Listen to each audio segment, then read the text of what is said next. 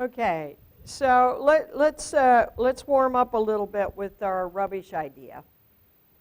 Okay, no, not our rubbish idea, but our rubbish idea. What are some of the things that you or she needs to ask and find out to see if this is viable on the business side? What are some things she needs to know that would eliminate the idea or would validate the idea?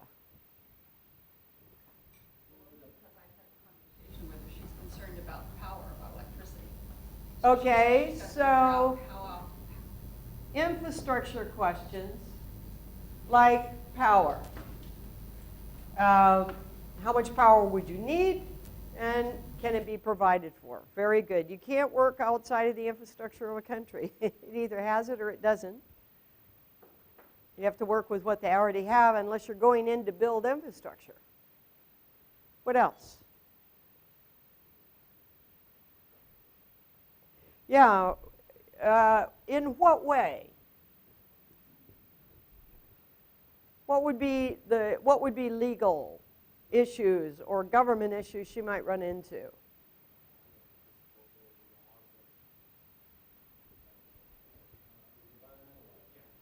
Okay, environmental laws. Who owns what? I don't think that's owns, but we'll make it really sloppy so you can't tell. What sort of visa and corporate possibilities there are for you? Availability of technology. Okay, if it's going to be macro, this is back up to infrastructure. Technologically, what can they support? Yeah. Okay, outside of the country or even inside the country, she has to know what the market is. See, business is farming. The land will only grow what the land will grow. The people that your market has to want what you can grow, and you have to get what you can grow to your market. And those are biblical principles. So these are all biblical questions. Okay, what else? Yeah, so costing is transport, capitalizing the equipment. Yeah, you're going to have storage is a huge issue with recycling. Storage, labor, how much you're going to get cost of sales, is that what I want? How much you can make from, yeah, your return. Yep.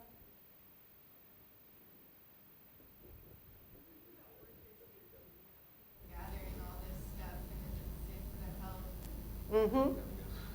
Yeah. If you have toxic things, that'd be a government. It might be. They might not care. Should you care? How much can you care and still make it profitable? That's a dilemma right there. Now that's not a bit. It doesn't have a solution. It's a dilemma, meaning you may not be able to give them a job and afford to give them a safe environment. They may not, because the cost of a safe environment might eliminate the viability of the job. They might not care. See, this is when when Nike as a first world company goes in and hires people, they do give them more money than they made before. They do work in a better environment than they did before, and they're all very, very happy to have these jobs. When the politically correct community comes back and says, but they make this amount of profit, it's not a fair playing field. The only way you can judge whether Nike is exploiting or not is to go and ask the people they're working with. You can't ask the kids who are demonstrating in New York City against Nike. You have to go ask the people they're working with. Are they moving you along on the ladder? Yes. They're not being exploited, then they're not being exploited. Not if you. Surely. Not if you are not overwhelming, endangering their life beyond what it was endangered before. But this is a dilemma, see? We don't live in a perfect world. We don't get a perfect solution. And a dilemma can only be resolved with guidance from the Holy Spirit and your own conscience. To a certain extent, we're all dying. I'm sure we're doing lots of things in the States that are speeding it up. And that one's a hard one. And there is no answer. There is simply a process that's moral. Reasons for doing it or not doing it that are moral. Moral is more the same as saying ethics? Well, ethics is more how you do what you do. Because what I see on Christine's points is mostly ethical as well. Yeah, it'd be interesting to really come up with a good definition to differentiate. Ethics are negotiable. Values are not.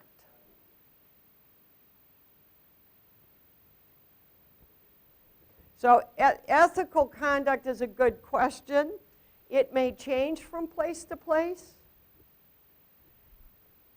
My use of the word values, I'm not substituting it for absolutes, but I think I'm using it because it's clear. They're non-negotiable. You can't go there.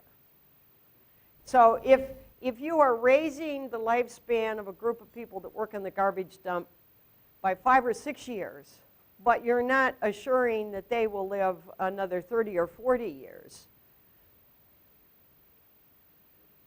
you're improving the quality of their life. Now, should you be involved in a business that only improves it by 5 years? I don't know. This is not an ethical question. This is a dilemma. You certainly shouldn't have a business that is decreasing their length of life. This would be a values violation. You have a business that invites more people to come and hang out at the dump and gather stuff and that puts them in danger. You got to look at that, and you got to know it's a dilemma. You know, I shouldn't drink coffee, but I want to. That's probably going to take a few years off my life, but I'm really happy to do that for that wonderful cup on a morning basis. So one of the values is we don't make all the choices. Because somebody might be allergic to something no matter what your company is. They walk in the door and work with you a week and they drop dead. Well, did you violate a value? No, nobody knew. It's still a tragedy, but it was not a moral tragedy. Yeah, if you did it intentionally, it'd be murder. You should go to jail. Okay, anything else? What else would help her?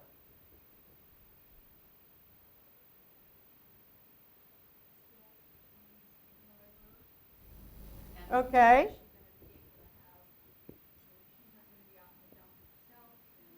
Skill, management, how's that going to work?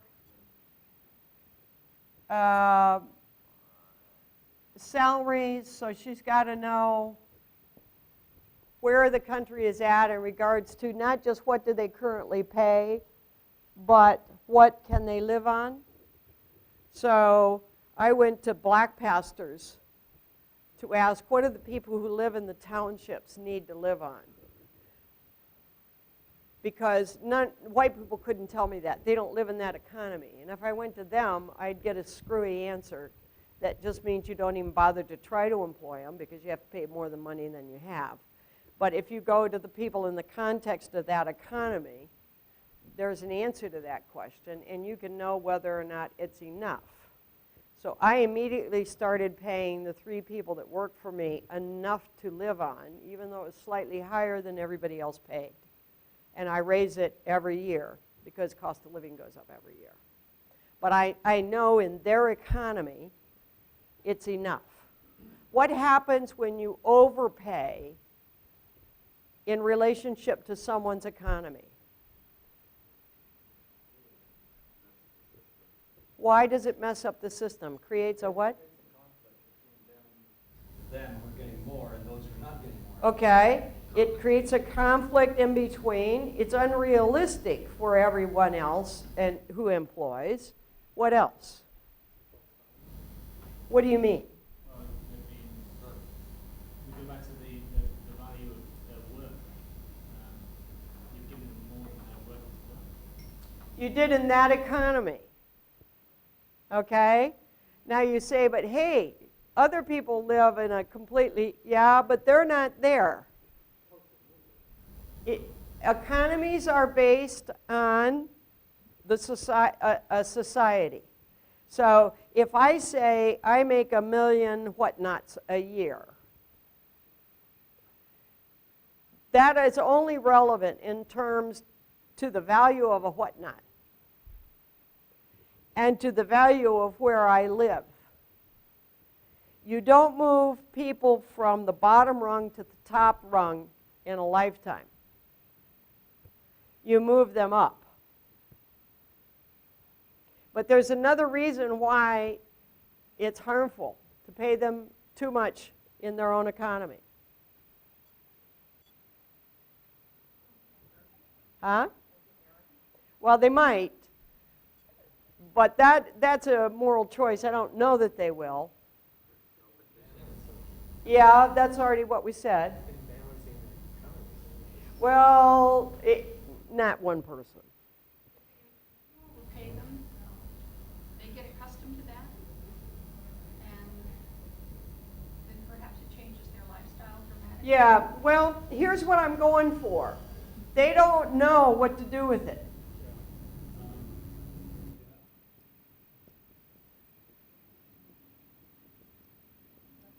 Because you learn to use money.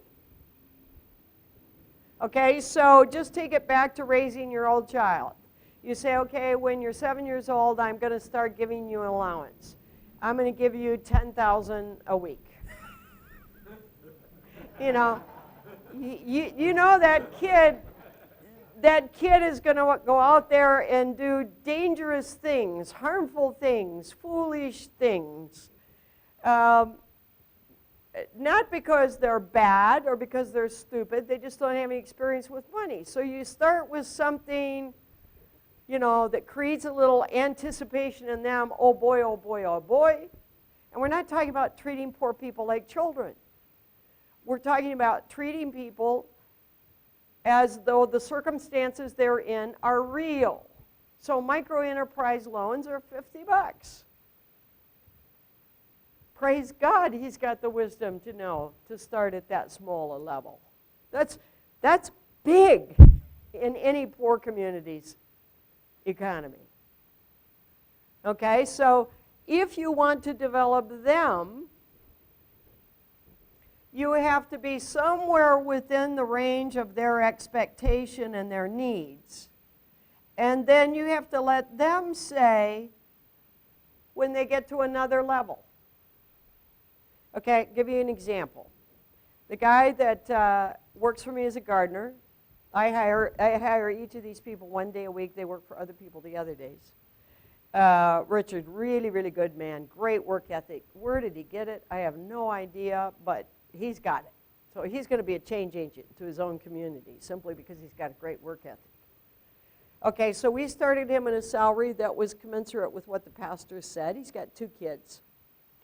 And we found 5 other families besides me who needed a gardener. So first level was full-time employment.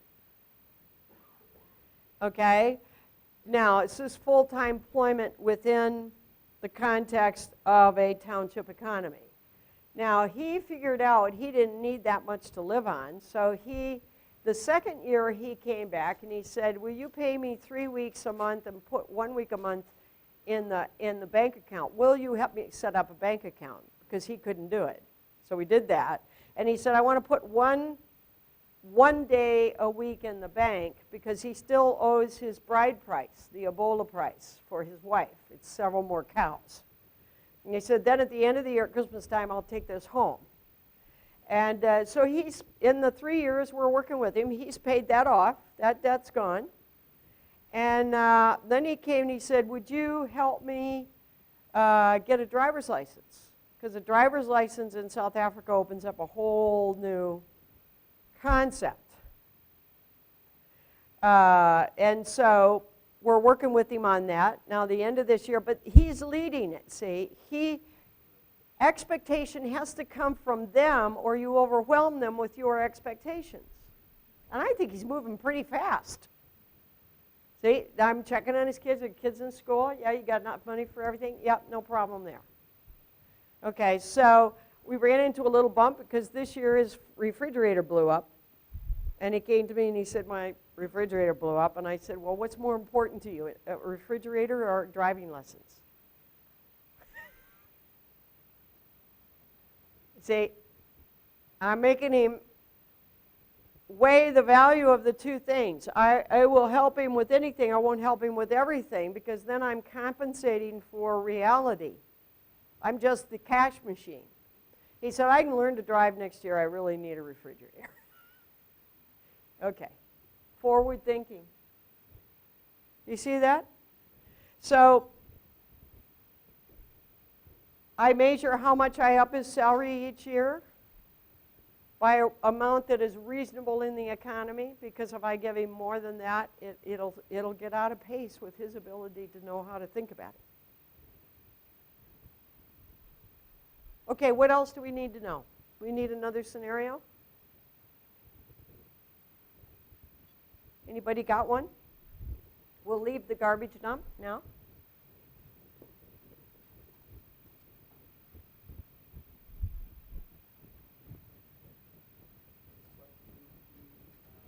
I still have the doubt if in Andres' scenario, are we trying to finally produce, to make a product or is a service? Okay, so is it a product or a service? And what will that depend on? So that's a decision. What questions do I need to ask to make that decision?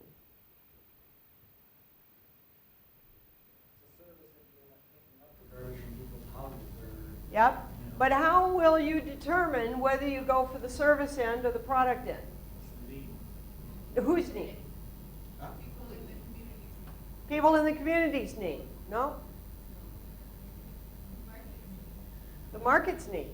So this is determined by what is already there and who your buyer is going to be. So if there is no garbage pickup, you might end up being on the service end. If that's completely taken care of, you might, and what there is a need for is separated garbage by category, then you might end up being in the middle service. If it's possible that the only thing that's missing is the first step of production where you take the raw materials and turn it into something that then can be sent to a factory, you might end up being a primary product producer. But all of that has to be evaluated on the ground. Does that make sense?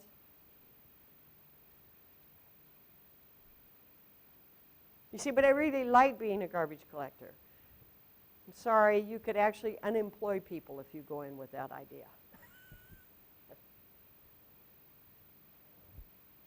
Okay, give me another scenario. Somebody else's. Red peppers from Cambodia. They're Woo, hot.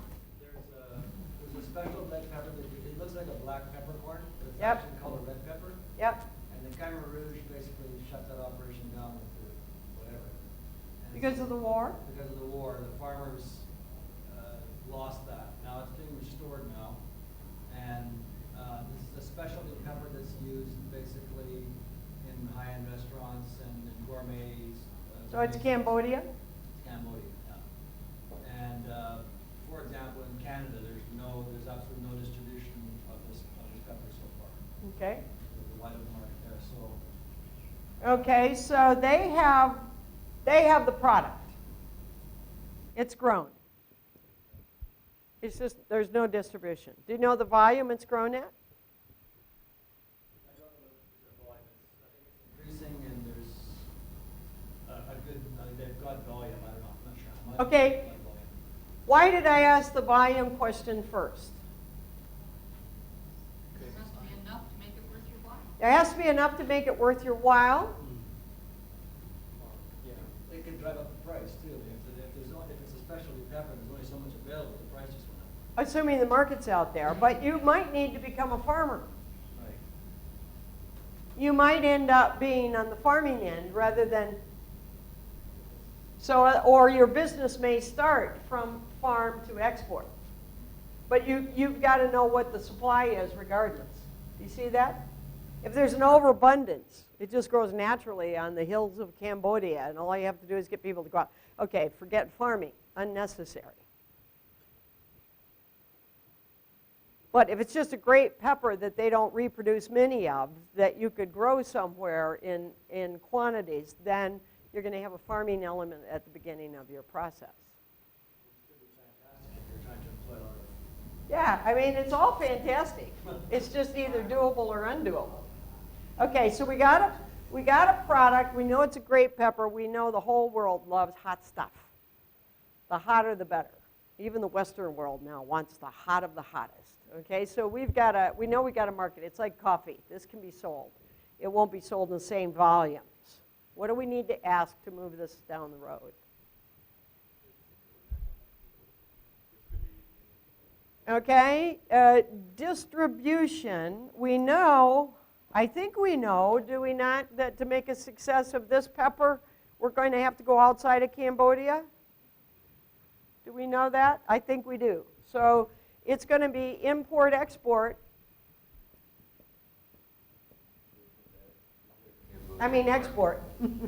Is there a Cambodian market? Is there a Cambodian market I can start with? Good. We don't have to answer it. We can know it, and it's either yes or no. Can we ask why? Like, even why red pepper? I mean, I don't understand. Well, you could. Is it just a business opportunity that's been seen, or is there more to it? Just Well, one of the things that tweaked me as I began to think about it was the whole attributes of God, justice, for example.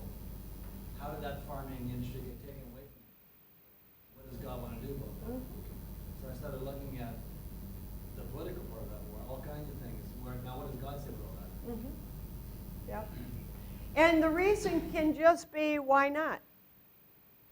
I have a heart to do it. It's there. It will improve people. God's not telling me not to. So otherwise, you can have a profound reason. You can just have a good business reason. They're both godly. Are you with me? Because I can create a good product and employ people that are underemployed. That's enough of a reason, but you may have a profound reason, like a justice issue. Let's go back in there and recreate what we stole with the war. Nothing wrong with that either. But the profound reason may not be business viable. It has to be business viable. Okay, what else do we need to know? Why? What are the government questions here? Okay, who owns the land? Very good. What are the restrictions on exports? I think even more so than the government, which is the national thing, he's got an extra. What is it? Tribe. Tribes. He's in the tribal areas, I guarantee you. And the tribes have unofficial governments. And sometimes they are much messier than the official governments. Okay, so you got to do more than go to the capital. You got to go to the tribe. You got to sit down with them. You got to get to know them. because that tribal system will be the key to your success or failure. If you don't have that, nothing else will work because you won't get the people behind it. Okay, what else do we need to know? On the ground in Cambodia, or just Yeah, structure follows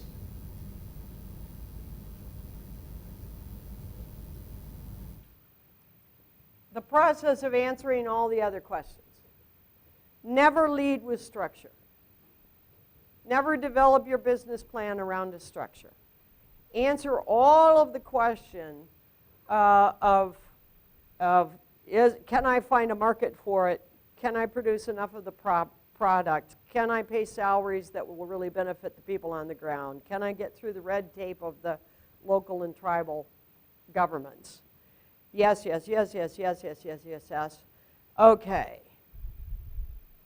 Now we begin to think of structure, and we work it from two ends. We work it from the end that's buying the product and the end that's producing the product.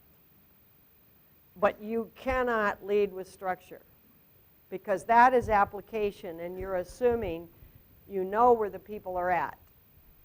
You know where the country is at. You know how it works there. And so structure has to be dynamic. It has to be creative.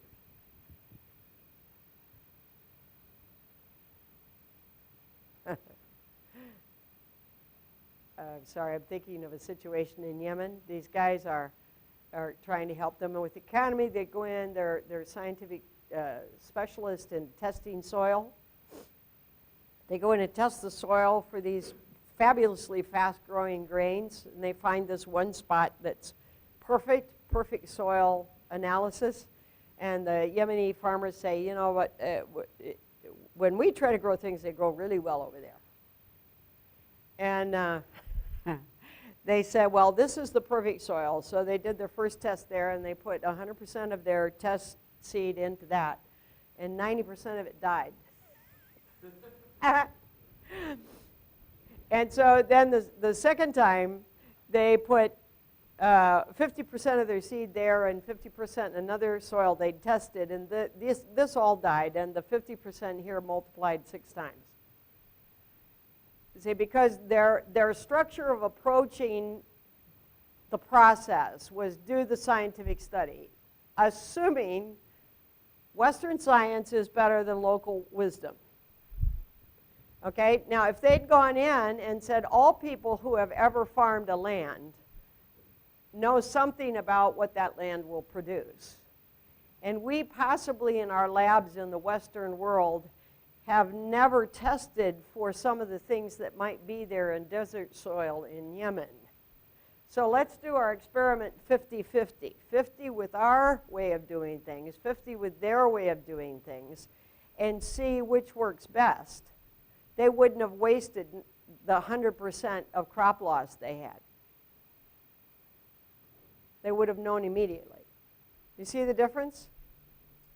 So this is the way we do it, is really a cross-cultural web you can get caught in. Now, do you not pay any attention to the way you know how to do it and only listen to the way they say they do it? No, you got to test. Test, test, test, test. Okay, what else do we need to know? Shelf life. I was just thinking about how long is this a good pepper? Yeah. Yeah, shelf life and the properties of that particular pepper. So Swiss, they don't export any Swiss wine. Why? It's not portable. It doesn't travel well. And the Swiss drink it all.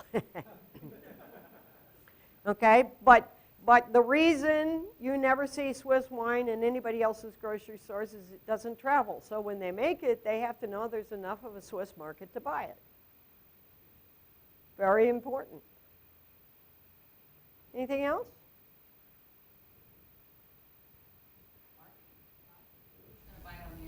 Yeah, are you direct distribution or are you an intermediary? indirect. So are you going to a spice company that then does everything, or are you branding and distributing? Which one's more difficult? Branding and distributing. It's labor intensive, it's skill, it's high skill relation. So middleman, less fuss. What's the trade-off? Profits, exactly. So can you man your own distribution? You will always make more money if you can, but can you? Because there's no sense trying to do it if you don't have the skill, the upfront money, and the staff to do it with. But can you make enough by just being a middleman distributor to a spice company? That might eliminate your profits, so you don't know. But you got to know that figure before you ever pick a peppercorn, right?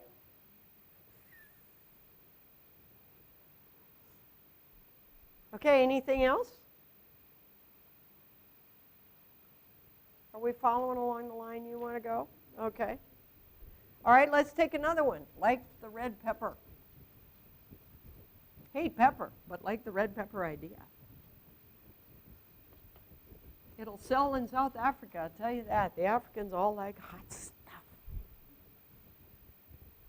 Okay, another idea.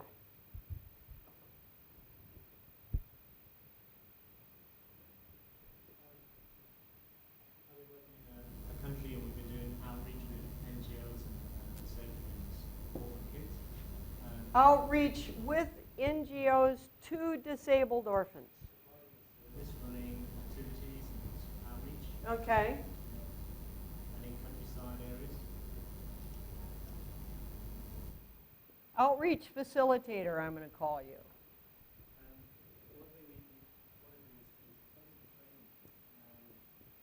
This is going to start bringing values and our culture, particularly to youth and development, talent development, and that is even going to the corporate side as well. So these are the youth in the places where you're going with outreach. Okay. In orphanages. That was what we could do. So that's taking the NGO side, but moving that into a business of providing training and importing those values into that system. Disabled. Okay, so the target group is youth, maybe schools, through orphanages, disabled, orphans, etc. What's the first question? So he's thinking about using the outreach facilitation as the fact-finding for then maybe a long-term training development plan. That's a business side. What's he got to know? Who would pay for it? Exactly. Because what do we already know? They won't. Yeah. Okay? I'm not sure I know what he's selling yet. Training, Yeah. right? Your product is training. Okay, so these people will not be paying for that product. So who would be paying for that product or service? Could it be twofold? So one fold would be corporate training, which would provide support of finance. And maybe you could use David's model of actually bringing the corporate side to reach into. Okay, then my suggestion is you eliminate this from your picture, your business side. Yeah, that's the NGO. The business you want to create is corporate training.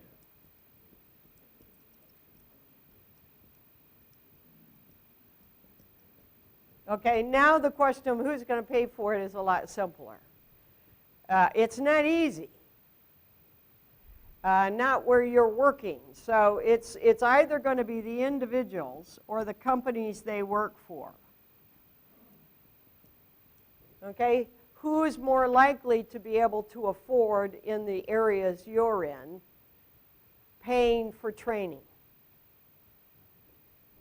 I think probably where you are, although only you can answer the question, it's going to be companies. That, I mean, getting any money out of an Indonesian or a Malaysian as an individual for training in anything is like squeezing a rock for orange juice. Unbelievable. And it doesn't matter how much money they have. It's just not, they will not pay for that. I don't know what it is in their background, but you can forget it.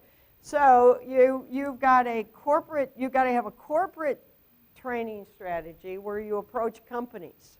Do you see how that changes the scenario completely?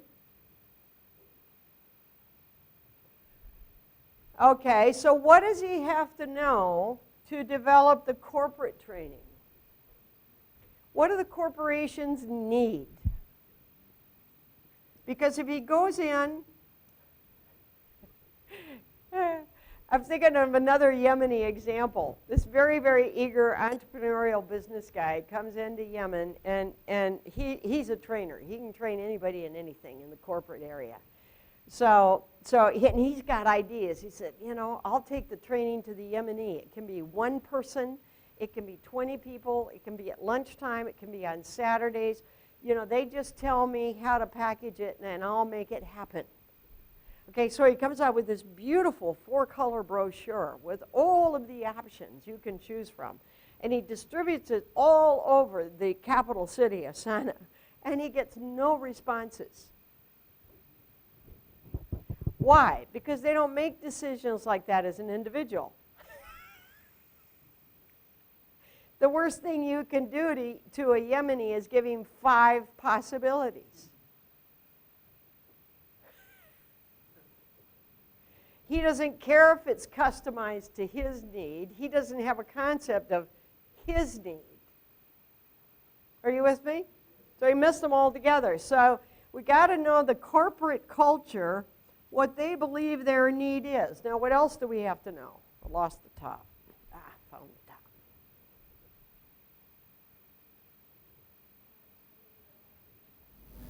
Yeah, what's possible financially, but we got a question even before that.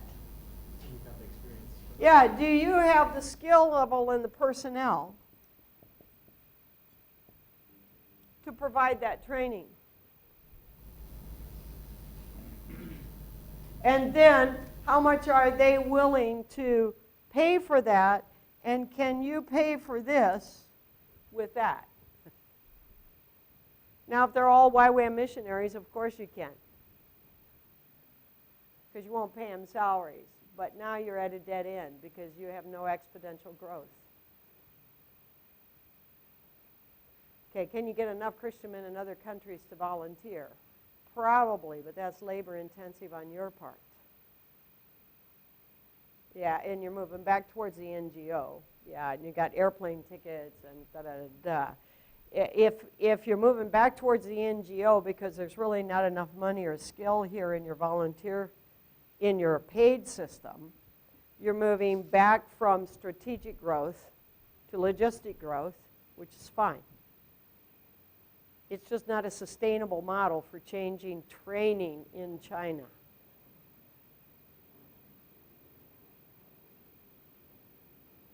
You might have enough.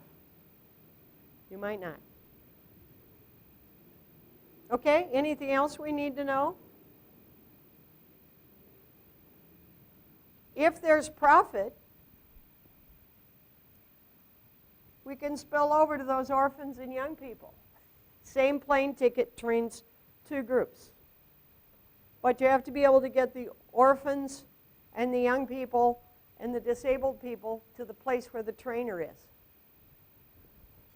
Because you're not going to find a highly skilled business person who is really capable of training at a corporate level that's going to run all over the country training orphans in one little place after another, because it's too time intensive.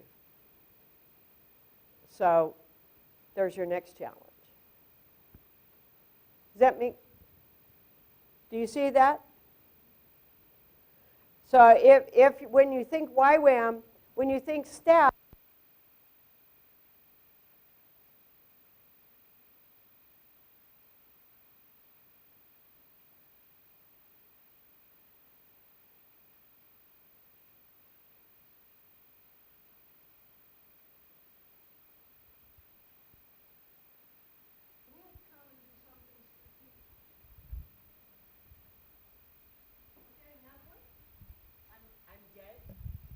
I'm dead. I'm still, no, okay. Okay, one more maybe? Yes. You quickly dismissed the youth market. If you talk about Indonesia or Malaysia, maybe they've got 4, 5, 6, 7 kids per family. But if you were, say, in a place like China, then you've got one child with 4 adults, who many of them are income earning now, all trying to invest in one life of a youth member. They have an incredible disposable income on that youth. Okay, I've so been involved in sending preschools from Yeah. Singapore to China, Yeah. and they're booming. 'cause So they've got- you're in a bigger city. I was assuming a geographic location in China. So depending on where you are geographically in China, the youth side, yeah, exactly. So you got to know where, you got to be where those young people are. Corporate and the youth, because corporates are Monday to Friday, 9 to 5. Youth are after 5 p.m. and Saturday, Sunday. Okay, so it's let's very work, let's make it work Tim's way. Are you in that community? Yeah. Okay. The only issue with the youth to urban side is government control. As soon as you start stepping into education, then they get concerned. So Okay. it's fit in the model outside of education. So this is affluent youth. This is our model now. Affluent youth in China. Urban. I would say urban. Well, they probably are, but they have to be affluent or they can't pay for it. So, You'd be surprised how much they place on that one child. Or you know, but Disposable income. you'd be, I'm defining affluent by Chinese standards.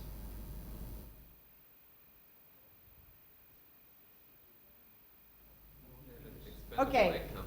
Okay, all the urban people will not necessarily do that either. So what you need to know is you have a level of income that's measurable in China that the parents have to be reaching to do this. And it will not be our standard of what it's worth. It'll be their standard of what it's worth. But they are going to have to be making some level. And there's your Markov point. Are you with me? So if there's 2 families working at that level in that urban neighborhood you're in, you can't sustain this. But if there are 1,000 families working at that level, or 2,000 or 10,000 or 1,000,000, oh man, this is no problem. Do you see that? And I'm assuming that's not going to be true in every city in China yet. Okay, so they've got the income. Now what do we need to ask? Okay, because every government gets funny when it comes to training. It's not just Chinese communists. Every government, if you're going in as a certificate giving training institution, there are very specific laws by which that's governed. You're dealing with the education department. You're dealing with the criteria they have for universities in different levels. And almost all countries are quite careful about this, which doesn't mean it's impossible. It means you have to qualify for whatever they require you to be. So you've got to know what that requirement is and then gear your business plan around what will work there.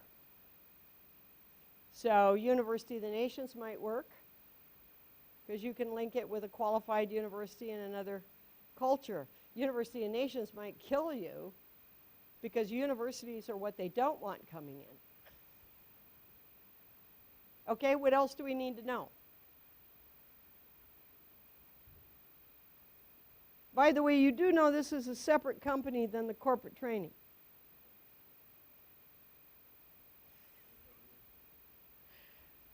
It really should be. It might be able to, but the education department's going to tell you whether it can or not, because they're not nearly as strict about mentoring and training of professionals that are already in the field. It's the young people most countries want to be careful with. So maybe it can be, probably it can't be. But you've got to find out. You can have two companies under one umbrella, though.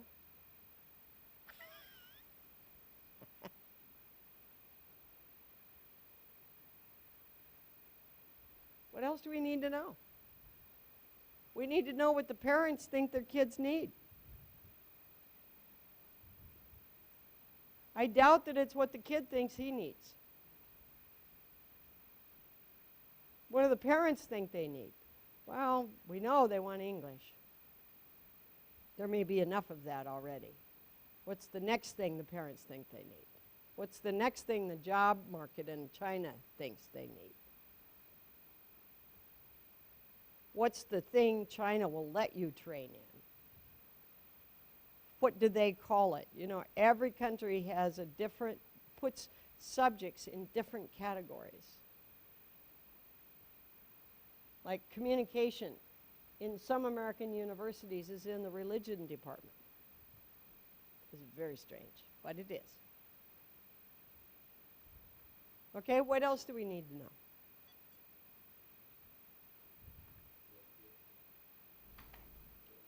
Yeah, why? What about the location?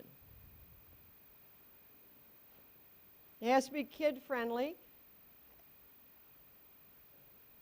accessible. So now we're in transportation. So it's got to be easy to get to transport-wise.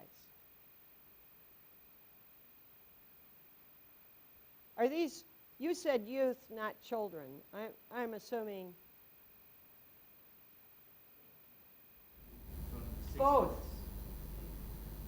From how old?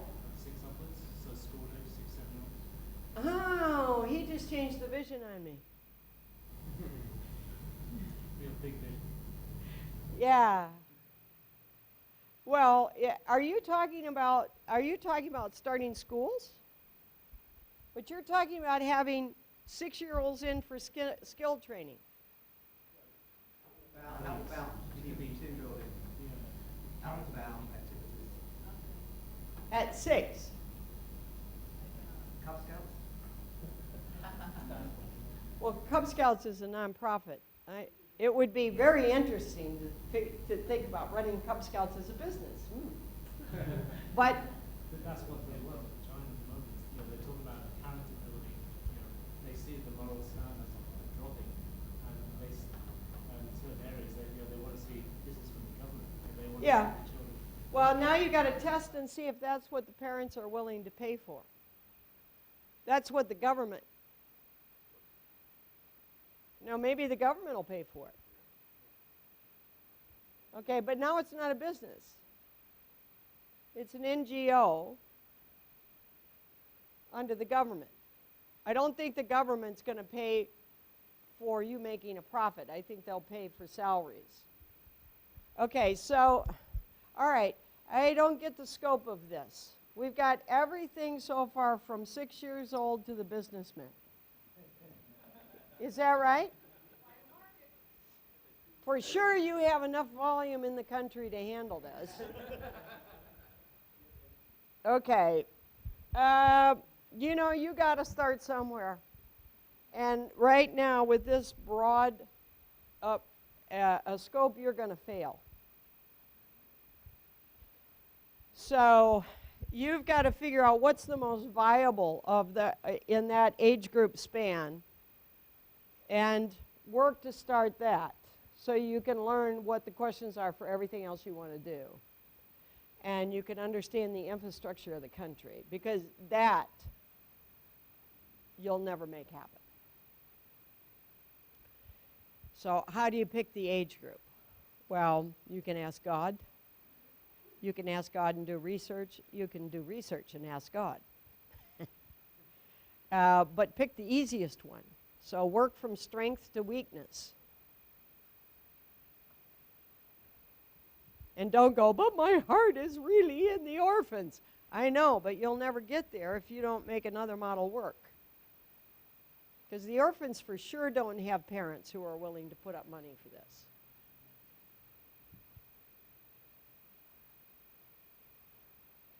Okay, so Yeah, you want to do a little research on that full span and say, okay, where's the simplest one? Where's the one that's least politically complicated, easiest to introduce, most viable financially? We get our foot on the ground, start living in the community, carrying it out. Easiest to facilitate speakers and skill level professionals for. And then we'll chip off these age blocks one at a time. If you're starting a public school, you do the same thing. You start with preschool, work your way into kindergarten, and add a grade each year. You know, because it's farming. If you buy 1,000 acres first and you've never farmed, you'll probably lose it. If you buy an acre or two, do well on that, add an acre or two, do well on that, add an acre or two. Why? Because at every level you're adding infrastructure needs, management needs, and resource needs. You simply can't pioneer 1,000 acres as a new farmer. Okay. Q&A. Anything you want to finish with? We got about, what, 20 minutes, 15 minutes, 5 minutes. Yes, sir. Probably should take longer than 50 minutes. But my vision is in YWAM in the Philippines. Okay, YWAM Philippines. Ooh, something I actually know about. Staff fees. Something I actually know about. Yeah. So there's a need there, but there's also a need to, what my vision is to set up businesses alongside a YWAM basis. And to have that come about, I put a letter, I wrote a letter last year when I was on base in Peru to the council there suggesting that we have a mini conference of people that are interested in business in YWAM. And that was knocked back because the leader said I should do this course, so we'll see what happens after this course. Now, what I'm looking at doing is bringing together, and there are a lot of people in YWAM in the Philippines that really want business and are interested in business and are doing business, and there's a lot of people, especially young Filipinos, who've got staff fees of 30,000 or more pesos, and they cannot pay them. And there's a lot of people in YWAM that are leaving YWAM because they cannot meet their commitments, and it's a big drain on them psychologically and every other way. And YWAM is not growing in the Philippines, I believe, because of the lack of staff fees, and that's not the only reason, but I believe it's a big reason. So my desire is to start a business, and I'm looking at bringing people together, really maybe for a weekend, throwing around ideas what we can do, then formulating a committee, you might say that, a board of management from those that are really interested and have got ability in business. So we have a board so that we can throw things around as to from the conference. That we What have. is this a board of? It'll be a board of, probably a board of YWAMers, but then under that there will be a reference board of other Okay, I can people. tell you right now this is never going to fly. Okay, why? Okay, so let's start with the objective, because you're starting with the structure. Are you with me? He's got a way he wants to do it. That's not an objective. That's a structure. What do you want to do? What's the final objective if you're The successful? final objection is to have viable businesses long and maybe start off with something small that works alongside a YWAM basis. Now you're just telling me how you want to do it again. I want you to tell me Well, I want to raise finance for YWAM. That's what I want to do. YWAM or YWAM staff. Well, for YWAM staff. Okay, well they're two different things. Yeah, okay, YWAM staff. Okay, one is individuals and the other is corporate. Very, very important. Okay, so his end objective is to create businesses or network with businesses that have a passion for missions and want to be involved financially.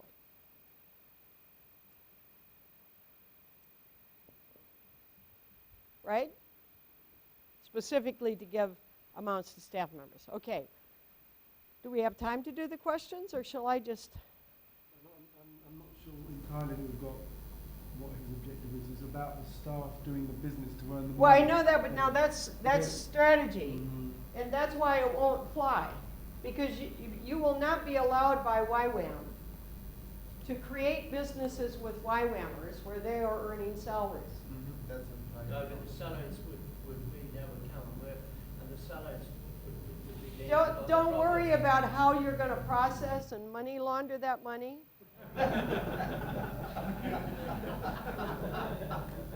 I am telling you, and I have authority to tell you this in this area, you'll be shut down. And can't pay salaries. It's not apart from YWAM if YWAM is on the board. You go to the government and you say, but this business that has all these YWAMers on it that are over here in this nonprofit missionary organization too is separate from them. The government's going to go, yeah, right. Okay? There is no benefit to having the YWAMers on your board. Who do you want on your board?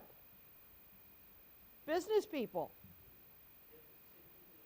Have got business schools. But they're for people to do business outside.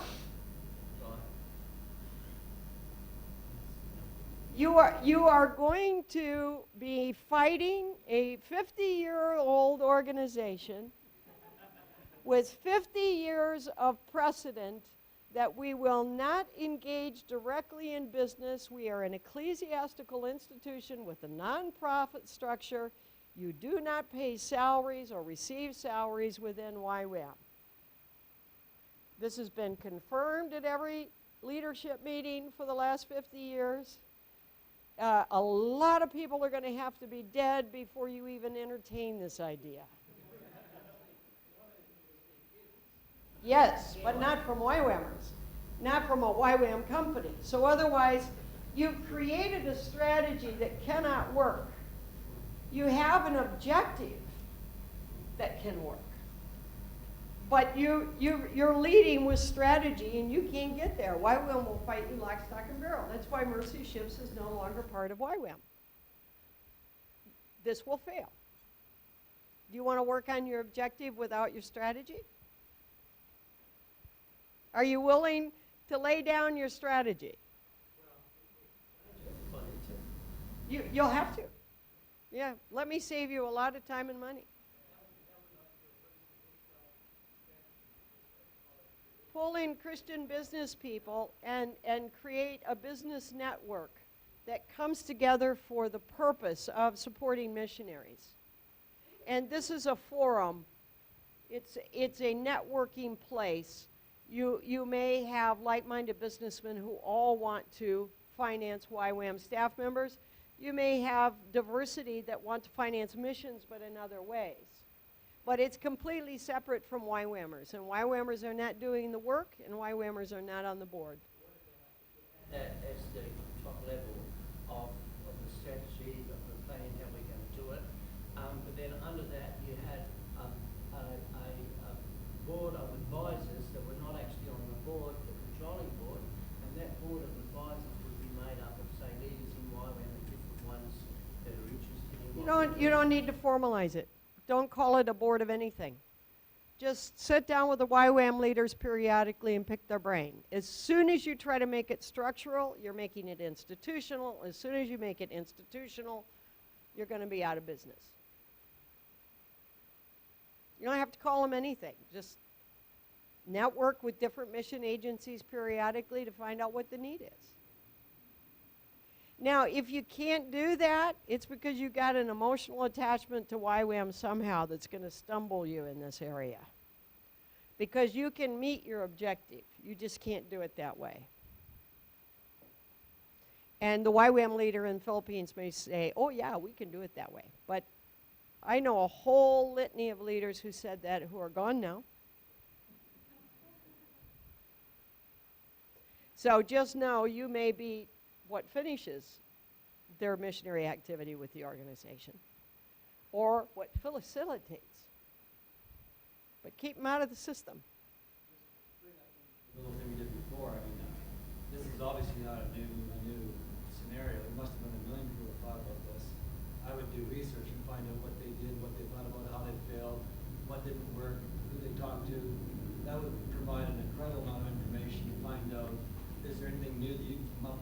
Well, and what you want to do is do that homework on this side,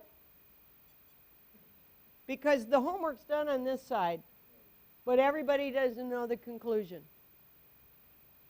Okay? So you want to do the homework amongst business people that have been successful at supporting missions on the side.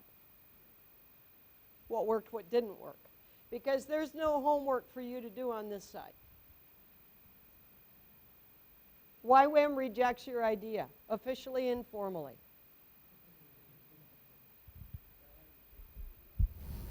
No, not at all. Because we live by tithes and offerings, but don't bring your board business mentality over here.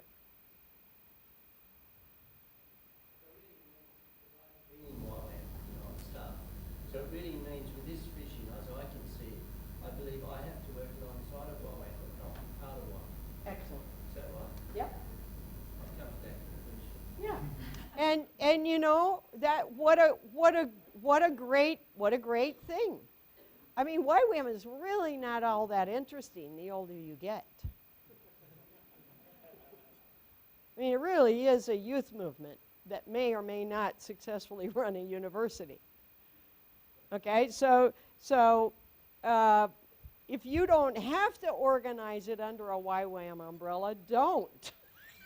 Why? Because it can only confuse your objective. People that are out of Huawei to become part of it. No, yeah, because you see, there's a lot of them out there. yeah, it is possible to get out of YWAM. And then it is possible to do other things. But stop trying to be a YWAMer while you're doing it. See, and that we do have an identity crisis. When people leave YWAM, they all feel like, who am I now? Well, you're a person. You live on planet Earth. You know, so yeah, cultivate that. All those YWAMers that are out there working, beautiful. But do not call it YWAM. Yeah, at any level, including your board.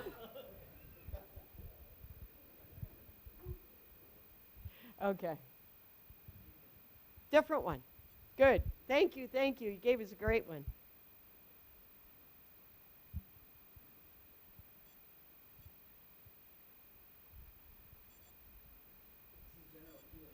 Yes, general Q&A, the last one we have is down here. Last Q&A. You can ask me questions when I'm gone, but I don't guarantee answers.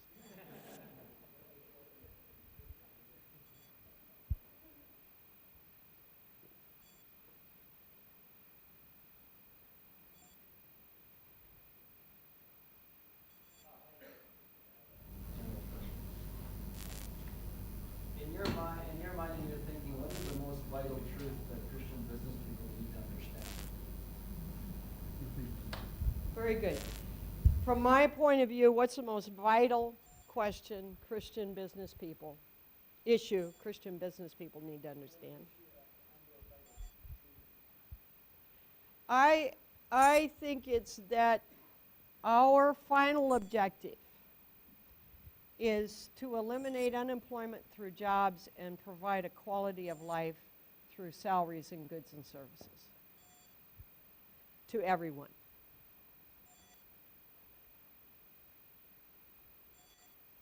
Okay, now we may be a micro business in that objective. We might be a macro business in that objective. We might run one company, or we may capture the steel market. But our objective is ultimately the elimination of poverty through jobs and the creation of quality of life through employment, goods, and services. That's our objective.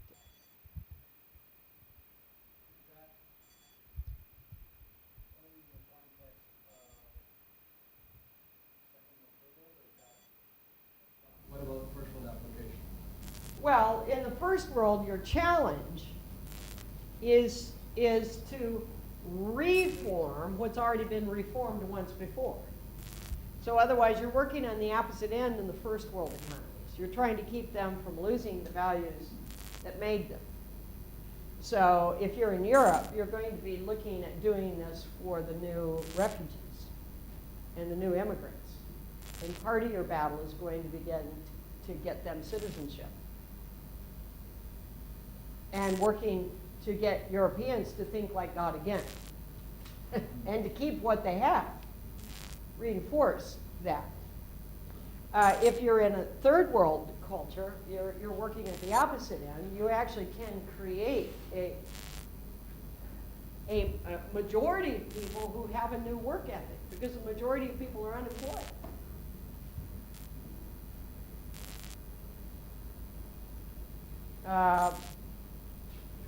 Yeah, so very different challenges, but both, because Europe will be defined by what they finally do with the foreign immigrants in this century.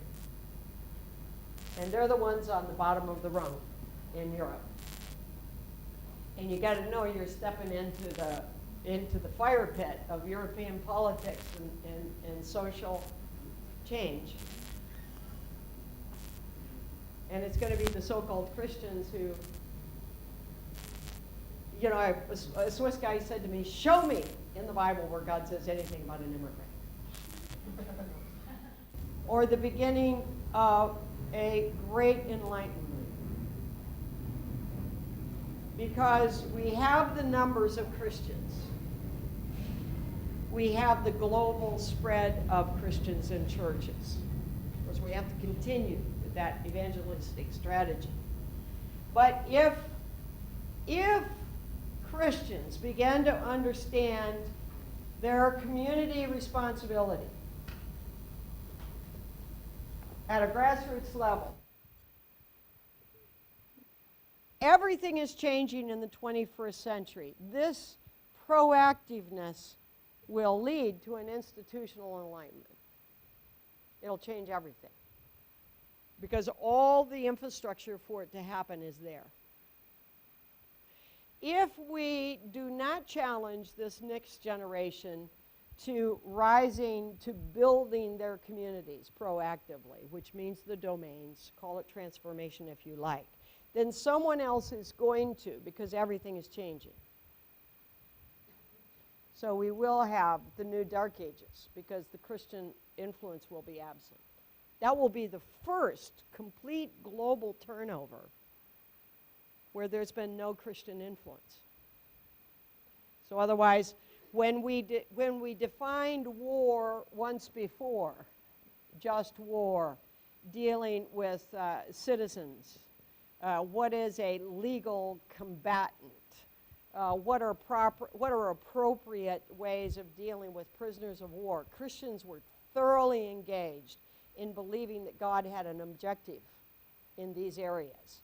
And they were engaged at a local as well as an international level. So the Red Cross comes out of that. The concept of prisoners of war having rights comes out of Christian engagement with rules of war.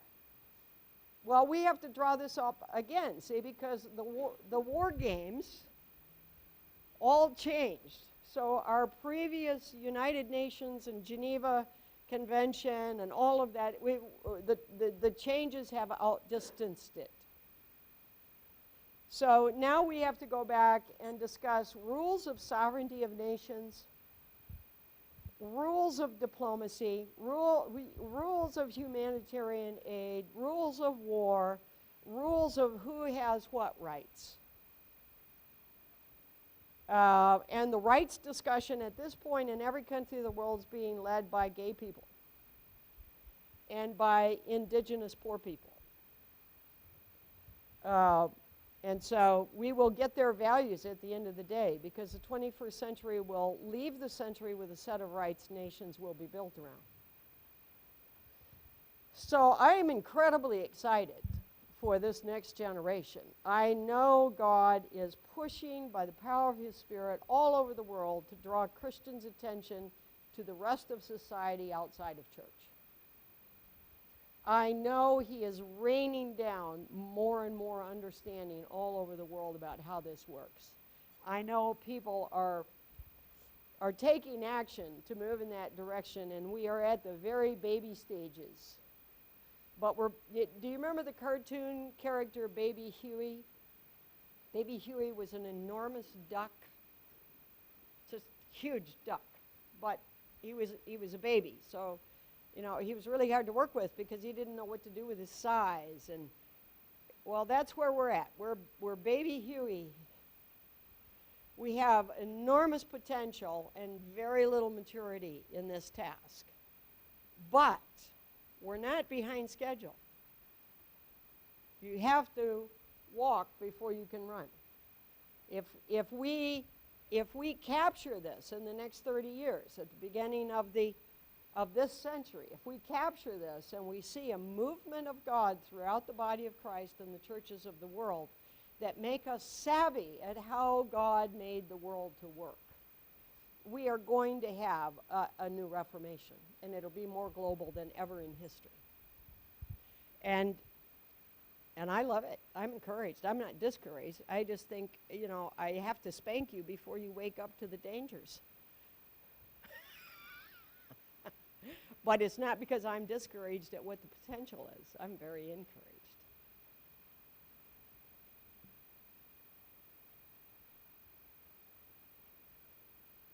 And the vast majority of the movement will come from the southern hemisphere and from Asia. And Europe and America will facilitate it if they take the proper role. They won't lead it.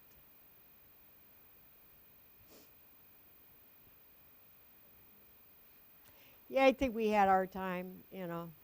It's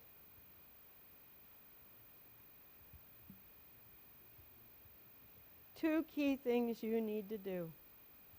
I'm going to leave you, I now know, with two key things. Yeah. Well,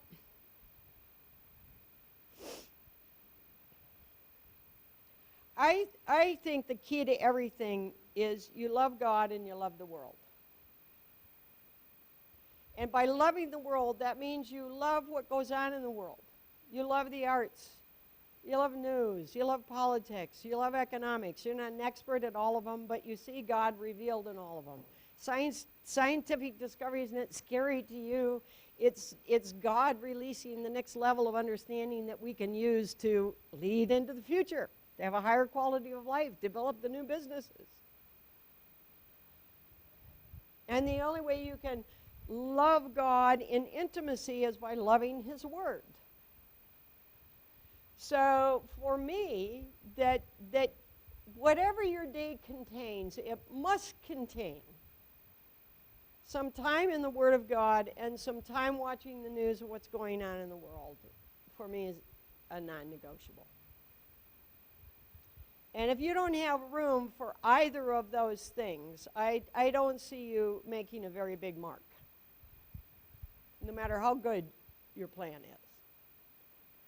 But if that's your passion, God will deepen you on the run. So otherwise, I never went to Bible school. I'm a YWAMer. I did toilets. I did outreach. I did dinner prep. You know, I did mail run. I did hospitality, you know. And so I never had formal time to learn about the world or to learn about Scripture. But I gave it time every day. And most of my life, my Bible study was 15 minutes long. Because, you know, when you're not very intimate, it's hard to have a lot of time together. But the more intimate you get, the more you can, you know, time flies. You can spend hours together. Okay? If you don't love the world, you watch the news and are depressed and want to go to another planet. Well, it's just not biblical. You're not going to another planet.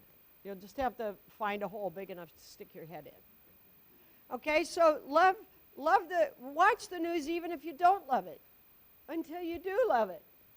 And read the Scriptures even though you don't get that much out of it, until you do get something out of it. You know, it's like saying, how do we become a bodybuilder? Work those muscles. You see, but I look so flabby and I feel so weak. You are. Okay, I think that's my passion. I don't see us doing any more than we've done in the history of Christianity in the last 200 years if we don't do that. I see us being able to outdo anything that's been done in the history of Christianity if we do that in this century. So